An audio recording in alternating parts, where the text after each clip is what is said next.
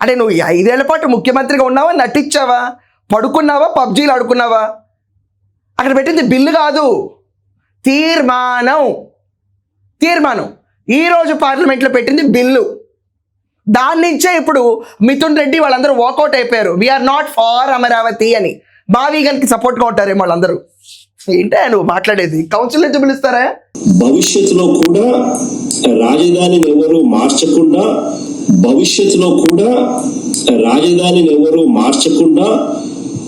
చట్టం తెస్తున్నామని చంద్రబాబు నాయుడు చెప్తా ఉన్నాడు.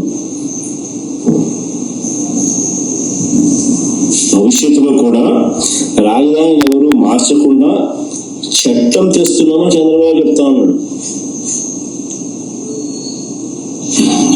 ఇలా అసెంబ్లీలో ఏం చేయలేదండి, మళ్ళీ అదే అసెంబ్లీలో మళ్ళీ దాన్ని మార్పు చేయలేదా?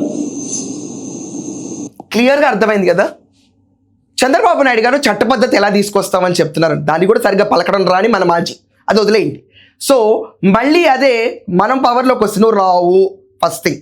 రెండోది, నువ్వు వచ్చి తీర్మానం ఇలాగే పెట్టావనుకో, నీకు మద్దతు ఎవరు ఇవ్వాలి? బీజేపీ, కాంగ్రెస్ ఈరోజు ఏకధాటిగా అమరావతికి ఎస్ అంది, బీజేపీ ఎస్ అంది. ఇప్పుడు నువ్వు రామ్మా 151 స్థానాల నుంచి 11 స్థానాలు పడిపోయావు కదా. నువ్వు నేషనల్ పార్టీ పెట్టి అన్న ప్రైమ్ మినిస్టర్ అయిపోయిన తర్వాత మా వీగన్కి సపోర్ట్ ఇచ్చుకుంటా అప్పుడు తీర్మానం పెట్టుకో.